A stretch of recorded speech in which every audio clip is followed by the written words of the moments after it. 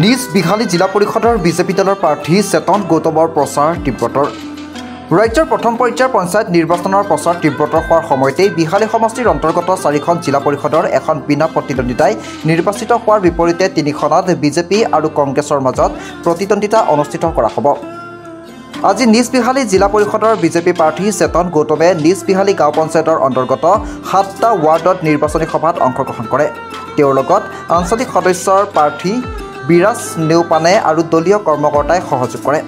ৰাইজে চেতন গৌতমক বিপুল ভোটত জয়ী হ'ব বুলিও উল্লেখ কৰে। বিহালীৰ পৰা ভুৱন লুইটেলৰ ৰিপৰ্টাৰ লাইভ অসম।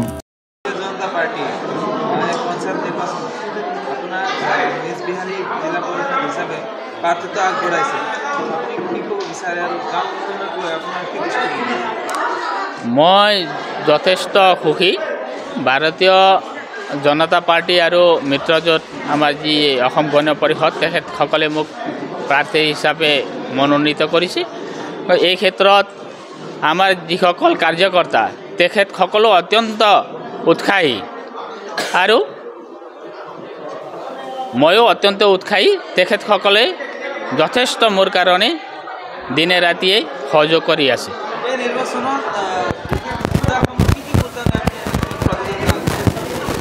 চাওক, এই ক্ষেত্ৰত আমাৰ যিখিনি বিশেষকৈ আমাৰ এই অঞ্চলত ৰাস্তা ঘাট, যিখিনি ভিতৰুৱা ৰাস্তা ঘাট, সেইখিনি ৰাস্তা ঘাটৰ ৰাইজে আমাক জনাইছে। সেইখিনি আমাৰ ভাৰতীয় জনতা পাৰ্টীৰ চৰকাৰখনে যিখিনি উন্নয়ন ধাৰা অব্যাহত ৰাখিছে সেইখিনি আমি পুনৰ একেধৰণে আমি লৈ যাম।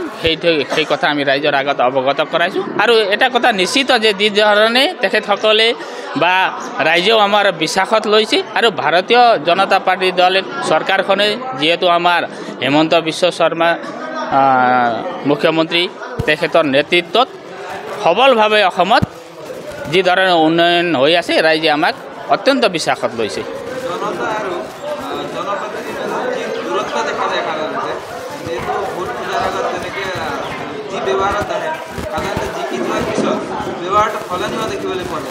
নাই, তেনেধৰণৰ আমি নহয়। আমি এজন সাধাৰণ ঘৰৰ ল'ৰা হয়, মোক চবেই চিনি পায়। মই ইয়াৰে হয়, স্থানীয় যুৱক।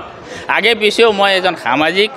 আৰু আপোনালোকে এটা কথা নিশ্চিত থাকক যে জিকাৰ পিছত যে ৰাইজৰ লগত সহযোগ নকৰোঁ তেনেকুৱা ধৰণৰ কোনো আপোনালোকে চিন্তা কৰিব নালাগে। হয়,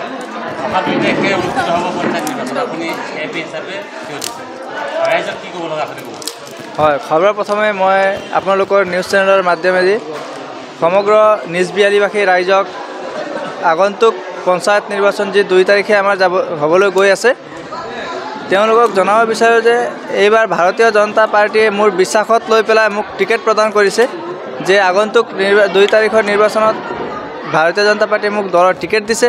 গতিকে সমূহ আমাৰ নিজ বিহালীবাসী ৰাইজে মোক আশীৰ্বাদ প্ৰদান কৰি অহা ইলেকশ্যনত মোক বিপুল ভোটত জয়যুক্ত কৰা বুলি মই আশা ৰাখিছোঁ আৰু লগতে সমূহ ৰাইজৰ লগত মই আশীৰ্বাদ গ্ৰহণ বিচাৰিছোঁ। ধন্যবাদ।